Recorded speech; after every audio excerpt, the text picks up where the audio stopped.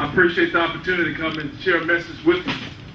It is, in addition to the fine barbecue that I had, they appreciated you open up your establishment for this gathering. Thank you so much. Thank you all. Thank you. Thank you all for coming. Thank you all for coming. Every time I get a chance to go speak, I go and speak. I'm not going to be like Jonah and go take a cruise. I go speak.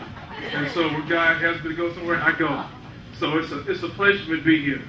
And what I want to do now for the next 2.5, 3 hours, I got to empower you with a message. This is not going to be a bunch of emotional rhetoric. Enough emotional rhetoric. We need some empowering strategies. We need some how-tos, not some ought-tos for what we need to do. We need to know how to do it. Correct? So when you leave here today, you're going to know how to make a difference in terms of local level engagement, how to talk to your friends, your family members, and your fellow citizens about your conservative values without the fear of them calling you a racist, without the fear of saying you don't care about the poor. Okay? And this seminar is workbook generated. I'll be going through this workbook here. If you don't have one, you can get one. If you don't have one, you can take copious notes. But if you have a workbook, you don't have to take copious notes, just got to fill in the blank. Okay? So before I get into the first session, let me kind of give you a quick overview of where we are as conservatives and how we got to get out of this mess that we're in. How many of you do not know anything about the Frederick Douglass Republican message? You're totally unaware of it. You have not. 1, 2, 3. So the rest of you have, correct? Yes. How'd you hear about it? In Jacksonville? Yes. Okay. All right. So for the benefit of those who have not heard the message, let me quickly get you on the same sheet of music as we get to the training here. The best way to explain the Frederick Douglass Republican message is to dispel 3 myths. Myth number 1 says that the Frederick Douglass Republican message is the movement, it is a black membership organization. It is not. To become a Frederick Douglass Republican is not based on your ethnicity or your skin color. It's based on your belief of the 4 in life empowering values of Frederick Douglass, which are respect what? For the Constitution. Respect for the Constitution. Respect for life. The belief in limited government. In other words, I like to keep more of the money that I make. And your belief in personal responsibility. These are the 4 life-empowering values of Frederick Douglass. They're conservative values. I don't call them that. They're life-empowering values. And I'm going to tell you why I don't use the word conservative when I'm out here engaging. So becoming a Frederick Douglass Republican is based on these values, not based on color. Of the 60,000 people right now who've been trained in this methodology that you're going to go through, and they identify themselves as a Frederick Douglass Republican, 59% of them are white conservatives. 59%. It's not about color, it's about values. Okay? That's myth number 1. Myth number 2 is this. The Frederick Douglass Republican methodology of engagement that you're going to learn here tonight. The myth is that it's a methodology on how to engage minorities and black folks. That's not true. It's a methodology on how to engage all Americans, black, Latino, Asian, white, all Americans on the aspect of liberty. If you're going to have a conversation about liberty, Frederick Douglass got to be in the conversation. You follow me? Myth number 3 is this, that because you are a white conservative, you cannot engage somebody of a different ethnicity. In other words, you got to have a black person go talk to another black person about conservatism or the Republican Party in order for them to get it. Or a Latino talk to another Latino. Stop believing that lie. It's not true. You can do it, but you must be trained in something that works. Frederick Douglass Republican methodology engagement. Okay? Now what you notice here, it says Frederick Douglass Institute for Liberty. The Frederick Douglass Republican, that is my C4 organization. This is my C3 organization. Frederick Douglass Institute for Liberty, strictly educational. Depending on the IRS, I'll probably get that qualification here in the next six or 7 months. But that's me coming out. The website's not up yet. It's not about color, it's about values. Now, I think in Jacksonville, I talked about this before we get into this workshop. We have to understand how we got into the situation where we no longer have the control of the narrative. At one time, the Republican Party and the conservative movement had control of the political narrative and just gave it up. Lost it. Gave it up. And ever since 1960, the Democrat has had control of the narrative. They don't plan on giving it up. They don't deserve it, but they got control. So I need to talk about what I call the 800-pound elephant that's in the room that nobody wants to talk about, but as conservatives, we got to talk about it. As Republicans, if that's your leaning, you need to recognize it. Conservatives and Republicans had control of the narrative and just gave it away, in my view, in the 60s. In 1960, Richard Nixon, when he ran for the presidency, received 32% of the black vote. 32% in 1960. In 1964, the Republican candidate, the nominee for president, received 6%. What happened between 60 and 64? Here's what happened.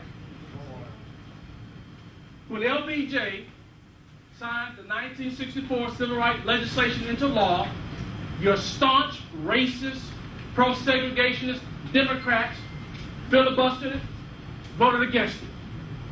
There were some Republican senators who also voted against it. One in particular was a guy by the name of Senator Barry Goldwater. Now, Barry Goldwater voted against it not because he was a racist. He voted against it based on constitutional grounds. He went out, sought the advice of a Yale University professor by a guy named Robert Bork. Recognize the name? Robert Bork wrote a 75-page opinion to help Goldwater in his decision. Goldwater voted against the 1964 Civil Rights Act based on Title II and Title VII, which dealt with accommodations and employment. Goldwater was not a racist. He was indeed an integrationist. When Goldwater inherited his family retail hardware store in Arizona, he was one of the first business owners to hire black cashiers and went around the city encouraging other business owners to do likewise. Senator Barry Goldwater was an integrationist. In 1948, he founded the Arizona Air National Guard as an integrated unit. Barry Goldwater was a member of the NAACP, and he helped raise funds to fight the anti-segregation legal challenges. But Barry Goldwater voted against the Civil Rights Act based on constitutional grounds. He sided with the Dixiecrats, not for the same reason, but he voted along with them by voting no and against them. You follow me? Now follow me and connect the dots as I explain this to you. What was Senator Goldwater's nickname? Mr. Conservative. What was the title of the book that he wrote in 1960? The Conscience of a Conservative. Follow me now. To add insult to injury, at the 1964 Republican Party National Convention at the Cow Palace in San Francisco, who Who did the Republican Party nominate as their presidential candidate to run against LBJ in '64? Senator Barry Goldwater. The party of Lincoln, the party of emancipation, nominated a person who sided with the Dixiecrats. When that happened, black folks felt alienated. They felt politically homeless. The Republican Party don't want us, and the Democrat Party is worse. At the convention, Jackie Robinson was there in '64. When Jackie Robinson was there, he saw how the black delegates were being mistreated. Some of them were spat on. Black Republican delegates were, now they were not Goldwater delegates, they were Rockefeller delegates. They were spat on, they were called outside their name. One guy's suit was sport coat was set on fire with him in the suit. When Jackie Robinson was interviewed, he was on the floor at the convention. When he was interviewed, he said, "Now I see what it's like to be a Jew in Hitler's Germany." And Jackie Robinson became a Democrat because of that. We had control of the narrative. If the Republican Party could get 32% of the black vote today, the Democrats would never win. You follow me? So black folks felt alienated. That was July 16, 1964. That's the day that Goldwater accepted the party's nomination. The same day that he accepted the nomination, Dr. Martin Luther King Jr. issued a press release. 1964. Let's put a pin right there. What happened in 1963? That was the famous "I Have a Dream" speech, the March on Washington. When 1964 came around, Dr. King had a household name. He had a household name, and he issued a press release. In that press release, he said, "It is unfortunate and disastrous that the Republican Party has nominated Senator Barry Goldwater as their presidential candidate." When you go down further into that press release, Dr. King said, while himself not a racist, referring to Goldwater, his philosophy gives aid and comfort to the racists. Then he said, Dr. King said, "I have no alternative but to encourage every Negro and every white person of goodwill to vote against Goldwater." You can Google that press release. He got 6% of the black vote. Now, what Dr. King was saying is this. Dr. King said, Goldwater's not a racist. But Dr. King's problem with Goldwater was this, that Senator Goldwater wanted to be so constitutionally right that he was morally wrong on the civil rights issue. He was morally wrong. And of course, before Senator Goldwater passed away, he said that on one occasion that the way he voted in '64 was a mistake and that he regretted how he had voted. Ever since then, the left, the communist left, has had control of the political narrative. They're calling us racist. They have control of the narrative. They don't deserve to control the narrative. The Democrat Party is a party that gave us Jim Crow. They gave us segregation. They supported slavery in their platform in the 1900s, in the 1800s. But they have control of the narrative. To keep control of the narrative, the communist Democrats, the leadership, see, the rank and file folks don't know what's going on. It's the leadership. They do two things. They accuse and they rewrite history. Democrats, they accuse and they rewrite history. They quickly call us racist. They quickly call us sellouts and Uncle Toms. They accuse us what they're guilty of. Why? To keep control of the narrative. It's demonic. It's a satanic technique. Satan, Revelation 12 and 10, Satan sits at the throne of God all day long, all night long. He's the accuser of the brethren. They rewrite history. Satan rewrites scripture. The left rewrite history. Your homework assignment tonight is only one thing. Go to the Democrat Party's website tonight. Matter of fact, you don't have to. I have a screenshot in the workbook. I'm getting ahead of myself, but I got to point it out right now.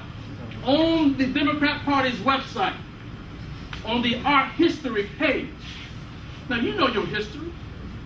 You know your history of the both parties. That for the 18th century, the Democrat Party, anti-black, anti-civil rights, started the KKK, voted against the 13th, 14th, 15th Amendment. But on their website, because they rewrite history, it says, and I quote, for more than 200 years, we have championed the fight for civil rights. On their website. On their website. They accuse and rewrite history. So how do we get out of this? How can we gain control of the narrative? And so we can express our values without the fear being victims of the propaganda machine of the left. How can we fix the Goldwater's mistake? Can't put everything on Goldwater, but that was a major shift. That was a major shift in the voting blocks. How do we get it back and save this nation? What can be done? If we don't find a way how to inspire more blacks, more Asians, because they voted for Obama in great numbers too, more Latinos, more women, and more young people to join the ranks of the conservative movement, we're toast. We're in history. We'll never win the White House again. Not recruit, we want to inspire. That's where the RNC is making a mistake. They want to recruit folks to become Republicans. That's not what you want to do. You don't want to recruit anybody to become a Republican. You want to inspire them to vote their values. They can be a Democrat and still vote for your candidate if they vote their values. Inspire them to vote their values, they'll figure out later where they want to land. Getting somebody to become a Republican is almost like getting a Baptist to become a Catholic. Or vice versa. It's the same emotional struggle you're going to go through. Because once you make your change, your family going to be on you. So you don't want to recruit anybody to become a Republican. You want to inspire them to vote their values. Because why? We need people in both political parties with a Frederick Douglass perspective. In both parties. Okay? How do we get it back? Well, so the challenge is this. I kind of alluded to it earlier. We must find a way how to defeat the vile and malicious attacks of the left-wing propaganda machine. There are two battles taking place. You got the battle of ideas and the battle of propaganda. The battle of ideas, that's the second battle. The first battle is the battle of propaganda. That's where we're getting our clock clean. If I perceive you because of propaganda to be a racist, I don't care what the facts are you tell me, or the evidence of truth, I'm not going to listen to a racist. So because we're not winning a propaganda battle. You follow me? How do we fix it? How do we get control of the narrative and get this country back on track based on the values and philosophy of the founding fathers? The answer, the only answer, I can't say the only answer. Yes, I can. The only answer and the best answer is Frederick Douglass. There is no other. There is no other patriotic American that you can bring to the table that have the unique attributes and qualities of Frederick Douglass. Nobody. Nobody. Reagan was never a slave. Douglass was. The founding fathers were never a slave. Douglass was. But in his writings and his speeches, he affirms the founding fathers and he affirms the Constitution, and the left don't have an answer for that.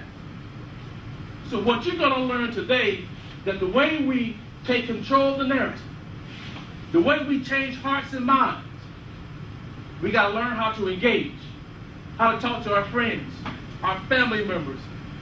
Everybody got a liberal in the family. That makes life difficult for you sometimes. So we're trying to bring some political healing to your families too, Ken. So pay close attention. Answers Frederick Douglass. For the first hour, I'm going to get into Douglass a little bit more in depth. After that first hour, you're going to know more about Frederick Douglass than 99.9% of Americans. And that's to our advantage. If you know more about Douglass than they know, and you're in a dialogue, who's framing the narrative? So this poor education system we have is to our benefit. Because they don't teach Douglass. Okay? But you can't be an empty suit now. You got to carefully study and show yourself approved. Okay? The second hour, we're going to get into the Frederick Douglass Republican methodology of engagement, how it works, why it works, why is that phrase so important, and what are the psychological dynamics taking place when you use it to engage, and how do you use it? The third hour, we got a role play.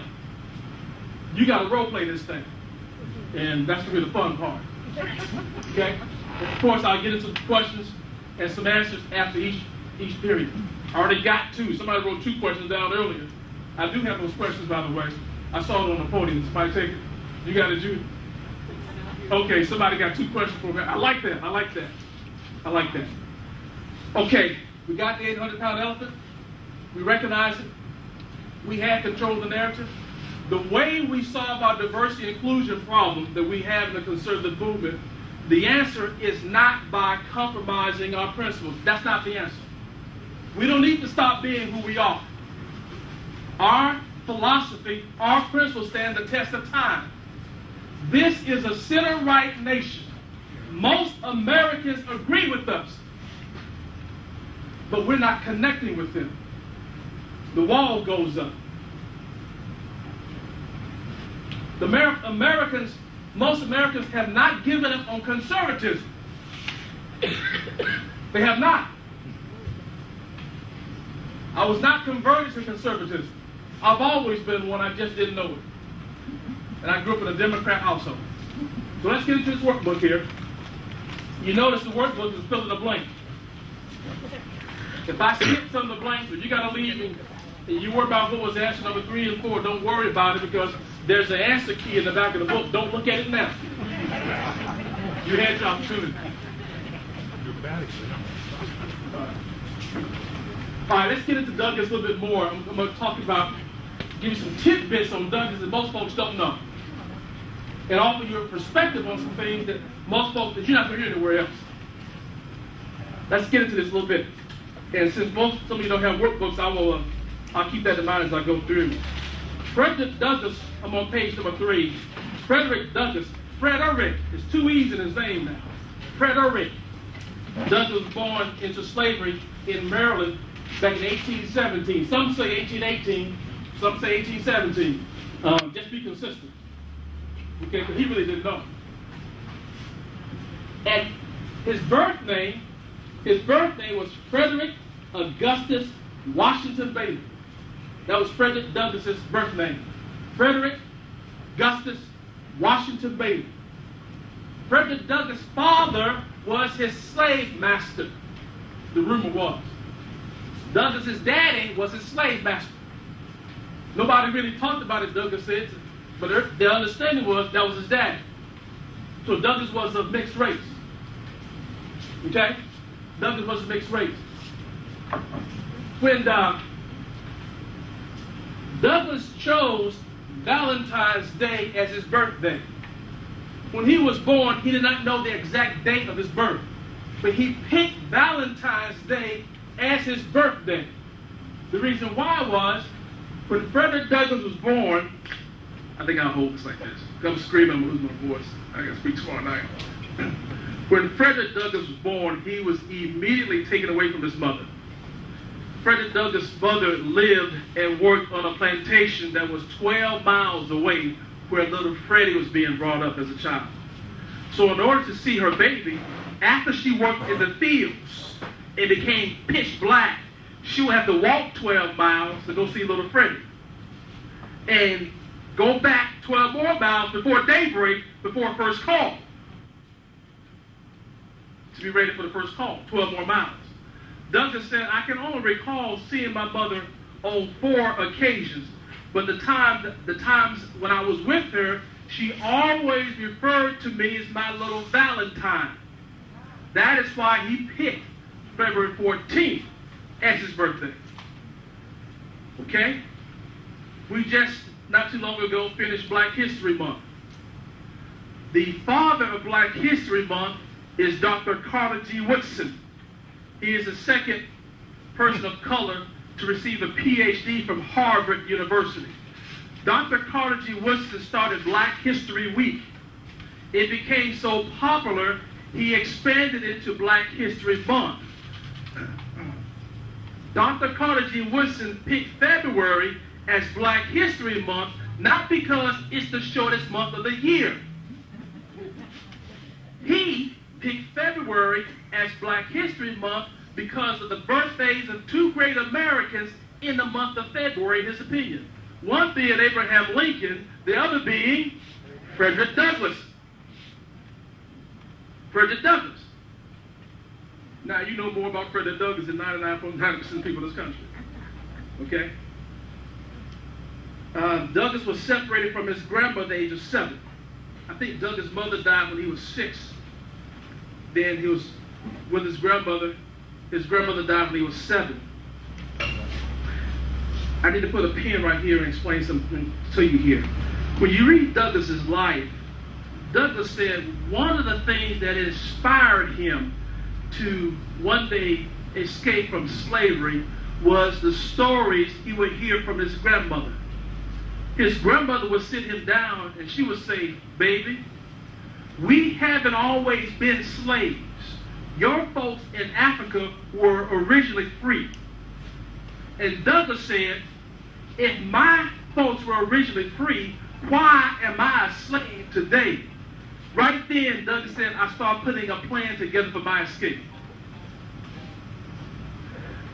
I put a pin here because I want to give you a perspective on this whole use of the word Black American versus African American.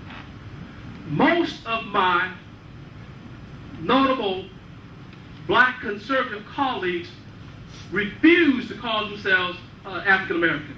They call themselves a Black American. I call myself an African American. And I got that from Douglass. Let me tell you why. When you tell me that I'm a Black American, what you tell me is that my beginnings began in the United States as a slave. And as a slave, slaves were on entitlements. They were being taken care of. They became shiftless and lazy. No sense of personal responsibility. But when I refer to myself as an African American, then I think about those who came before me, who were self-sufficient, who were not parasites but producers. The term Black, see, what we have to be careful of, we can't allow the left to define the use of our words. The left used African American as a matter of separation. I learned from Douglass, you got to use African American as a matter of inspiration. See, the term Black American connects me to slavery and entitlements. The term African American connects me to liberty and personal responsibility. That is good for the self-esteem development of my children. Let them know that royalty runs in their blood. That you must be serious about your education. You don't take entitlements. You work hard. You don't get that with the Black American frame of thought. So I disagree with my colleagues. I've never been to Africa. But look at me. That's my DNA. Africa is my lineage. America is my home. So for the self-esteem development of my children, and Black children in general, what I got from Douglass was, Douglass recognized that his people in Africa were originally free. Why am I a slave today? So that's a perspective you probably never heard before, but I got that from Douglass. We can't allow the left to determine how we use our words. They use African American as a term of separation. We got to use it as a matter of inspiration. That's the difference.